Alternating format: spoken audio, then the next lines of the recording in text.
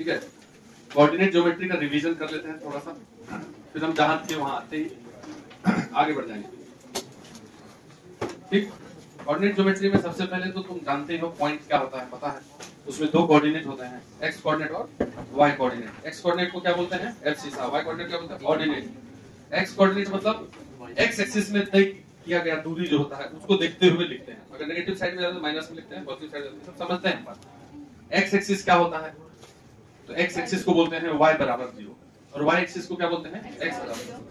y नहीं है इसलिए इसका नाम x है, यहाँ x नहीं है इसलिए इसका नाम y एक्सिस है।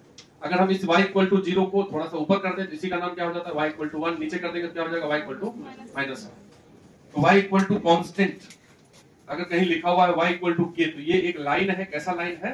Horizontal line. थोड़ा सा 5-10 मिनट चलेगा बस, परेशान नहीं होना। और अगर x इक्वल टू k कहीं पे लिख दिया जाए तो इसका मतलब क्या होता है? Vertical line. कहीं कोई बोले कि एक हॉरिजॉन्टल लाइन है तो मेरे मन में तुरंत आ जाएगा y बराबर कांस्टेंट। वर्टिकल लाइन है मतलब x बराबर कांस्टेंट। अगर हम इस लाइन पे कहीं भी चले, घूमते रहे, तो x नहीं बदलेगा, y बदलेगा। तो ऊपर नीचे होने, आगे होंगे या पीछे होंगे तब x बदलेगा। तो ऐसे लाइन पे चलने का क्या मतलब हुआ? x कांस्टेंट है, x में कोई बदलाव नहीं है। और ऐसे लाइन पे चलने का मतलब हुआ y कांस्टेंट है। यही बात लिखा हुआ है। उसके बाद हम डिस्टेंस फॉर्मूला बताए थे। सबसे पहले x एक्सिस y एक्सिस पे डिस्टेंस फॉर्मूला में क्या बताए थे? दो पॉइंट के बीच की दूरी। ये डिस्टेंस फॉर्मूला, अगर दो पॉइंट तुमको दिया हुआ है x1 y1 और x2 y2, तो इनके बीच का दूरी कैसे निकालते थे? डिस्टेंस इक्वल टू x में चेंज का स्क्वायर, ये x2 माइनस x1 या x1 माइनस x2 भी लिख सकते हैं, और y में चेंज का स्क्वायर, y2 माइनस y1 का स्क्वायर अंडर रूट। ये डिस्टेंस फॉर्मूला था। फिर सेक्शन फॉर्मूला था। सेक्शन फॉर्मूला में क्या था? बोलो, सेक्शन फॉर्मूला में क्या था? अगर कोई दो पॉइंट को मिलाने वाला लाइन सेगमेंट है, ये A है x1 y1 और ये B है, जो पॉइंट है दो को दिया हुआ है, इन दोनों को मिलाने पर जो बना वो लाइन का सेगमेंट है, लाइन का हिस्सा है। पूरा लाइन तो है नहीं, लाइन तो इनफाइनाइट होता है, इधर भी जाता है इधर भी जाता है। अगर हम उसको ब्रेक कर दिए तो फिक्स कर दिए हैं, इसको क्या बोलते हैं? लाइन का हिस्सा, लाइन सेगमेंट। अगर किसी लाइन सेगमेंट को कोई तीसरा पॉइंट P किसी अनुपात में काटता है, बांटता है, अगर एक P पॉइंट है जो AB के अंदर में है और इसको M और N के रेशियो में काट रहा है, इस P का कोऑर्डिनेट हम सेक्शन फॉर्मूला से लिखते थे। नया पॉइंट तीसरा क्या लिखते थे? M इधर का रेशियो ले लो और x उधर का ले लो, x2 इधर का रेशियो ले लो और इधर का x ले लो। जिसको आता है वो भी देखना थोड़ा सा ना। और y वाला पे भी यही चीज करेंगे, m उधर का y, n इधर का y और अपॉन m प्लस।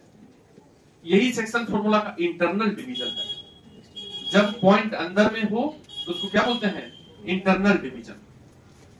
ठीक है।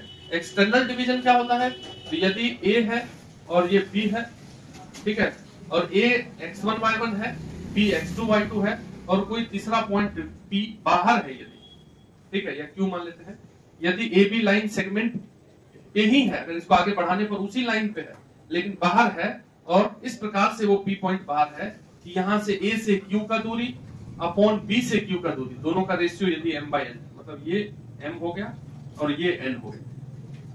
जो एक्सटर्नल पॉइंट है इसको बोलते हैं एक्सटर्नल डिवीजन। और ये Q पॉइंट को निकालने का क्या कोऑर्डिनेट होता है? बस यहाँ बीच में क्या लगा देते हैं? माइनस। Q का जो कोऑर्डिनेट निकालते थे वो mx2 minus nx1 upon m minus n और my2 माइनस, अब जो नहीं आए थे ये सब 10वीं क्लास तक में भी हो गया है।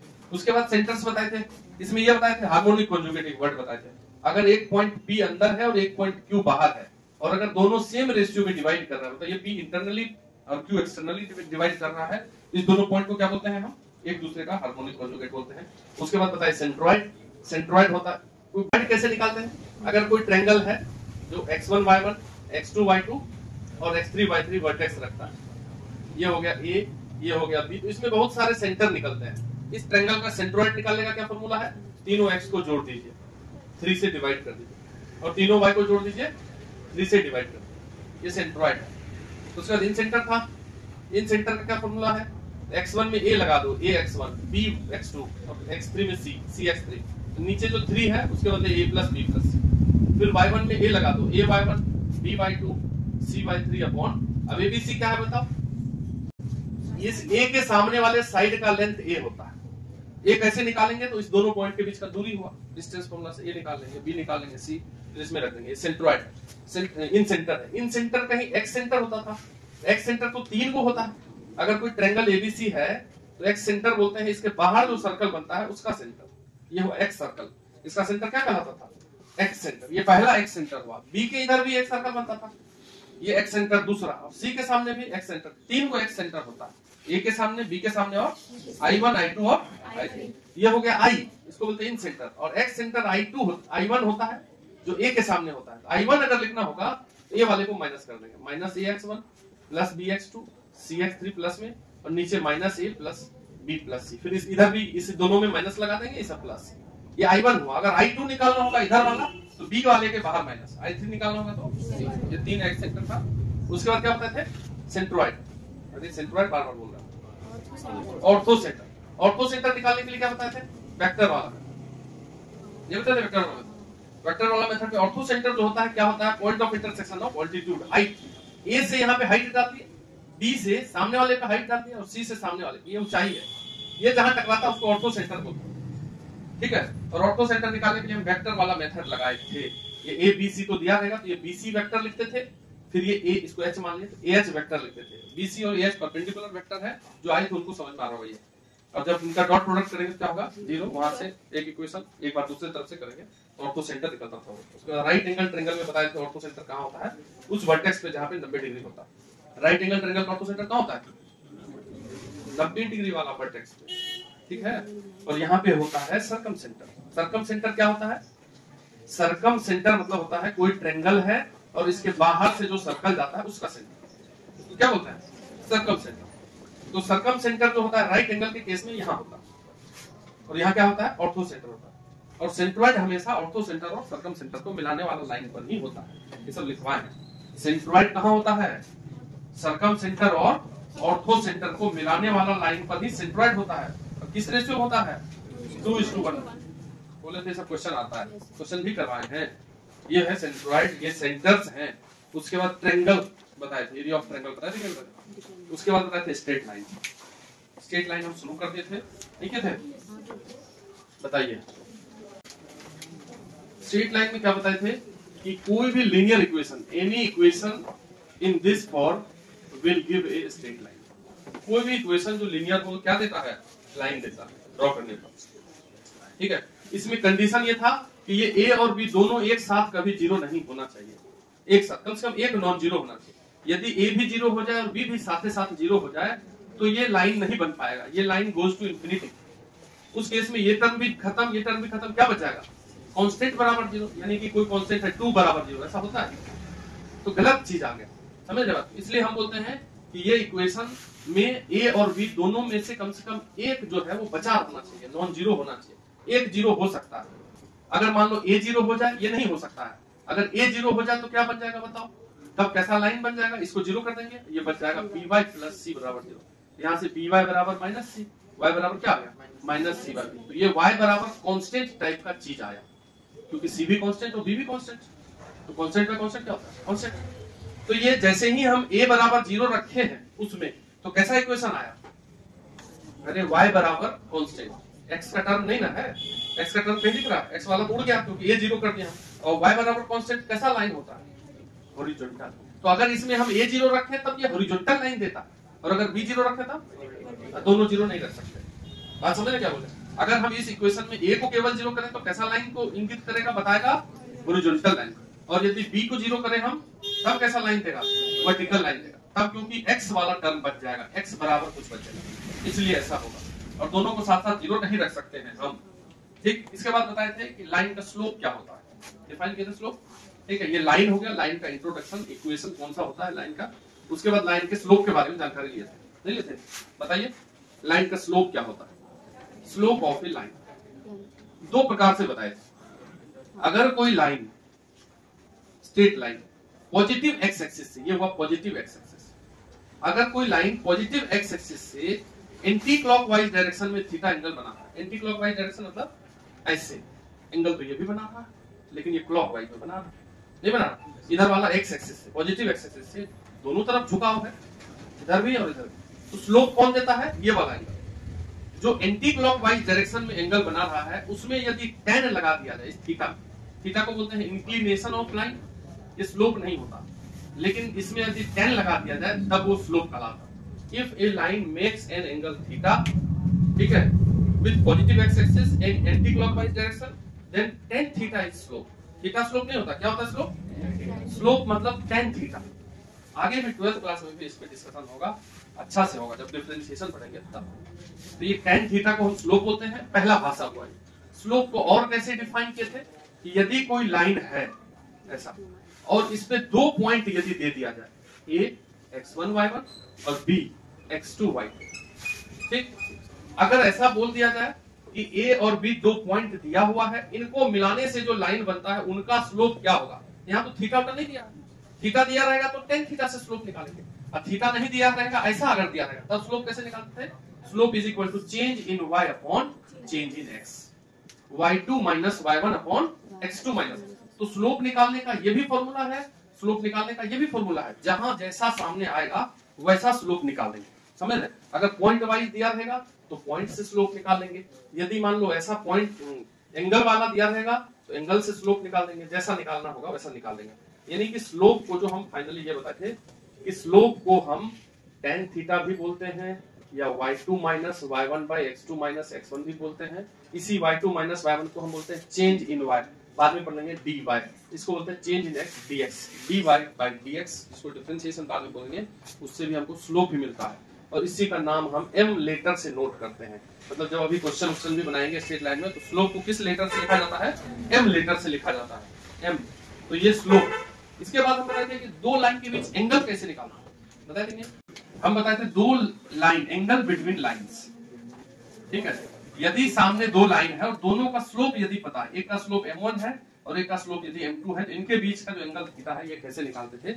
इसका एक फॉर्मूला होता है, angle between lines. If two lines, दोनों लाइन दिया हुआ है, दोनों का स्लोप दिया हुआ है, तो इसके बीच के एंगल को निकालने के लिए हम tan थीटा निकालते हैं, और tan थीटा का फॉर्मूला होता है m1 माइनस m2 या फिर m2 minus m1 upon 1 plus m1 into m2, 1 plus m1 into, इसको मॉड में लिखते थे, ठीक है। मॉड में क्यों लिखते थे? क्योंकि हमसे एक्यूट एंगल ही बात करते रहते हैं। जैसे ये थीटा आया मान लो 60 डिग्री, ये वाला थीटा तो 120 होगा ऑब्ट्यूज। तो जब किसी दो लाइन के बीच में 60 डिग्री आंसर आ रहा है तो 120 भी है, एंगल तो दोनों तरफ बनता है, समझ रहे हैं? हमको आंसर कौन सा देना? 60। पूछेगा कोई तब बता देंगे उसको, पूछेगा ऑब्ट्यूज वाला तो 180 घटा। हमेशा एक्यूट एंगल निकालते हैं, हमेशा मॉड में लिखते हैं tan theta is equal to m1 minus m2। यहां से हम ये बात बताए थे if two lines are parallel, अगर दो लाइन पैरेलल हो, if two lines are parallel, parallel या फिर सेम, अगर लाइन ऐसा हो मतलब उनके बीच एंगल नहीं बन रहा है। एंगल बनने के लिए लाइन को इंटरसेक्टिंग होना चाहिए, ये सब समझते हैं। अगर लाइन तिरछा जाएगा तब ना जाके एंगल बनाएगा, कैसे जा रहा तो एंगल थोड़ी बनाता, कहां एंगल बना रहा? बीच का एंगल क्या हुआ ऐसे लाइन के बीच? जीरो, कोई एंगल नहीं, ठीक है। तो अगर लाइंस आर पैरेलल देन बीच का angle tan theta is equal to 0, tan theta 0 मतलब m1 बराबर m, तब ना ये ऊपर वाला 0 हो जाएगा। अरे कोई भी चीज अगर कोई रेशियो में दिया हुआ है, बोलेगा कि 0 कब होगा बताओ, तो जब a 0 होगा, b नहीं, ऊपर वाला 0। तो tan थीटा 0 होना है क्योंकि थीटा को 0 किए हुए हैं, तो अगर इसको 0 होना है तो इसको 0 होना है, ऊपर वाला को 0 होना पड़ेगा। तो if two lines are parallel then theta 0 tan theta 0 यानी कि ये 0 है, m1 बराबर m, ये कंडीशन था। दूसरा था if two lines are perpendicular, अगर दो लाइन है और वो परपेंडिकुलर है, परपेंडिकुलर, तो थीटा 90, थीटा 90 जैसे ही रखोगे तो tan थीटा क्या हो जाएगा? अनडिफाइंड। और कोई रेशियो वाला चीज लिखा हुआ अनडिफाइंड कब होता है? जब नीचे वाला 0 हो जाता है, होता है। तुमसे कोई पूछे a बाय b अनडिफाइंड कब होगा? कब होगा? जब b 0। तो इसको अनडिफाइंड करना है तो नीचे वाला 0, नीचे वाला 0 का मतलब m1 इंटू m2 बराबर, इसको 0 करके उधर जाकर माइनस। अगर दो लाइन परपेंडिकुलर है तो उनके स्लोप का प्रोडक्ट क्या होता है?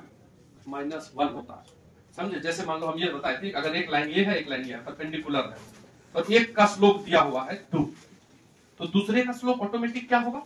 इसी को उल्टा कर दीजिए, माइनस लगा दीजिए, क्योंकि दोनों को इंटू करने पर -1 पूरा हो जाएगा। ये m1 और m2 है। अगर दो लाइन है और दोनों परपेंडिकुलर है, बीच का एंगल अगर 90 डिग्री है, एक का स्लोप दिया हो तो दूसरे का स्लोप निकाल लेंगे उल्टा करके। जैसे एक लाइन है ऐसा, मान लो ये 1/3 है, इसका स्लोप क्या हो जाएगा? इसी को उल्टा करो, अब माइनस लगा दो, दोनों को मल्टीप्लाई करने पर क्या होना चाहिए? -1 आना चाहिए, समझा? बताओ फिर तुम, अगर एक का स्लोप दिया हुआ 4/3 90 डिग्री पे, तो दूसरे का स्लोप कितना होगा? सुन लीजिए, तब कैसे होगा ये बताओ? -1 होना चाहिए। इसको पहले क्या कर दिया? उल्टा कर दिया, और माइनस, अगर मान लो एक का स्लोप है -2/3, बोलो दूसरे का क्या होना चाहिए? ये माइनस है तो वो प्लस होना चाहिए, तब ना गुना करने पर। इसको उल्टा कर दो, माइनस है तो प्लस, प्लस होता है यहाँ तो वहां माइनस है, समझे? उल्टा कर देना है, साइन बदल देना है, परपेंडिकुलर वाला। ठीक, उसके बाद बताए थे इंटरसेप्ट, अब खत्म हो गया, यही तक हम बताए थे। इसके बाद थोड़ा सा इंटरसेप्ट, इंटरसेप्ट ऑफ लाइन क्या बताए थे? इंटरसेप्ट ऑफ लाइन, इंटरसेप्ट का मतलब होता है अगर कोई line, if a line cuts X axis at A and Y axis at B, then ये जो ओरिजिन है, ओरिजिन से ए का दूरी ओ ए, ये कहलाता है एक्स इंटरसेप्ट। एक्स इंटरसेप्ट किसको बोलते हैं? कोई लाइन एक्स अक्ष को जितना काटेगा, जो लेंथ काटेगा, ये लेंथ कहलाता है एक्स इंटरसेप्ट। पॉइंट नहीं, एक्स इंटरसेप्ट मतलब क्या है? दूरी। और वाई इंटरसेप्ट किसको बोलते हैं? वाई एक्सिस को जहां काटा है ओरिजिन से वहां का दूरी, ये हो गया वाई इंटरसेप्ट। ठीक है, ये वाई इंटरसेप्ट। अब हम ये भी बताए थे कि अगर कोई लाइन दिया हुआ है 2x + 3y - 6 = 0,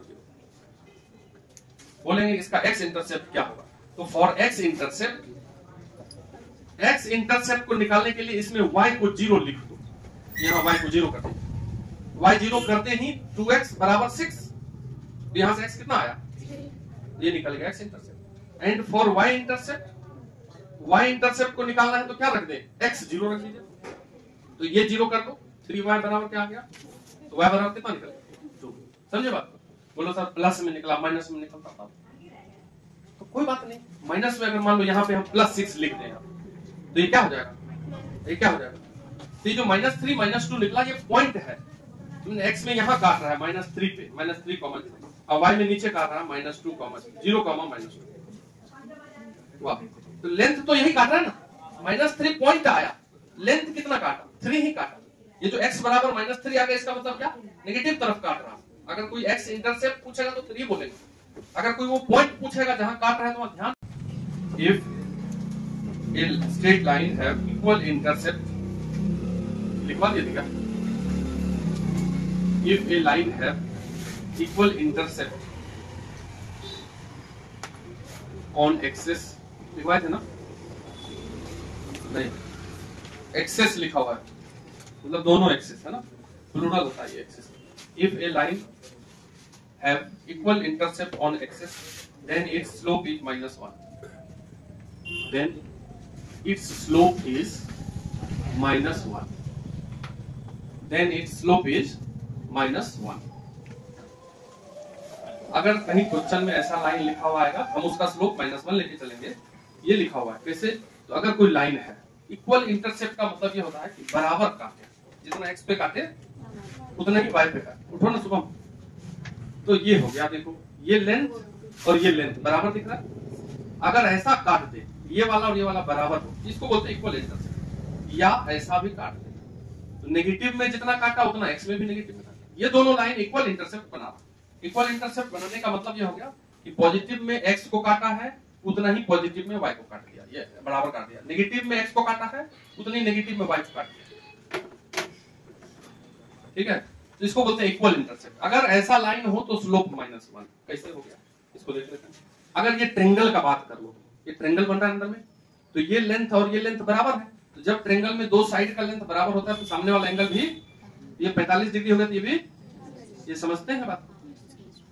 तो स्लोप कौन देता है? हम बताएं कि अगर कोई लाइन है ऐसा, पॉजिटिव x एक्सिस से यदि थीटा एंगल बनाता है इधर एंटी क्लॉकवाइज डायरेक्शन में, तो अगर ये पॉजिटिव x एक्सिस है तो तीनों लोहा इधर है।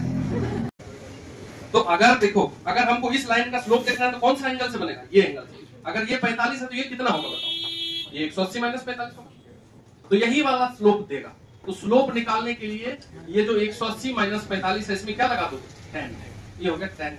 तो 10 180 माइनस थीटा क्या होता है? -10 -1045, तो -1 हो गया इसका। ऐसे भी हम बता चुके हैं, अगर कोई लाइन इधर झुका हुआ है तो एक्स एक्सिस से ऑब्ट्यूज एंगल बनाएगा 90 से अधिक, तो हमेशा स्लोप नेगेटिव होगा। समझे बात क्या बोल रहा? और ये दोनों लाइन तो पैरेलल ही है ना, पैरेलल लाइन का स्लोप सेम होता है। अगर इसका -1 है तो इसका भी -1 निकालेंगे। अभी तो पता है m1 बराबर है, समझ गए बात को? दूसरा लिखो, दूसरा पॉइंट लिखो ना। If a line have equal intercept, पहले लिख दीजिए, इसका फोटो की जगह छोड़ दीजिएगा, फिर लिख लेंगे।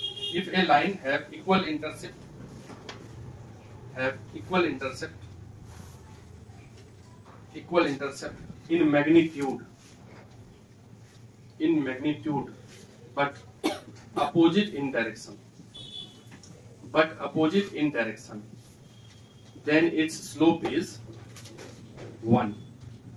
देखो यहाँ पे क्या बोल दिया कि अगर कोई लाइन बराबर इंटरसेप्ट काटे लेंथ में, लेकिन डायरेक्शन यदि अलग अलग है, मतलब एक एक्स एक्सिस पे यदि पॉजिटिव को काट रहा है इधर, तो वाई एक्सिस पे नेगेटिव को काट रहा है, ये हुआ। ये दोनों लेंथ बराबर है, लेकिन एक पे पॉजिटिव एक्सिस पे काट रहा है तो दूसरे पे वाई पे पॉजिटिव काट रहा है तो एक्स पे नेगेटिव, ऐसा। ये लेंथ बराबर है, तो इसका कितना स्लोप होगा? तो 1 होगा। बोला कैसे होगा 1? तो बताइए, ये दोनों साइड बराबर है इस ट्रायंगल में, ये 45 डिग्री होगा कि नहीं होगा? ये भी 45 होगा क्योंकि ये 90 है। अरे ये 45 कैसे हुआ? कोई नहीं समझे क्या? ये 90 है, तीनों मिलाकर के 180 होना चाहिए। तो ये 45, ये 45, तो इस लाइन का स्लोप देगा कौन? यही वाला एंगल ना। अगर कोई लाइन ऐसा बन गया तो पॉजिटिव एक्स एक्सिस, मतलब ये मत समझना इसके इधर होता है पॉजिटिव एक्सिस, जहां लाइन है वहां से आगे तरफ को बोलेंगे पॉजिटिव एक्स एक्सिस, और वहां से पीछे तरफ को बोलेंगे नेगेटिव। तो ये पॉजिटिव एक्स एक्सिस से कितना एंगल बना रहा? 45 बना रहा, दिख रहा है? ये 45 हो गया। इसका स्लोप क्या निकल गया? tan 45। इसका 1, इसका भी 1। अगर लाइन इधर झुका हुआ है और बराबर काट रहा है तो स्लोप क्या लेंगे?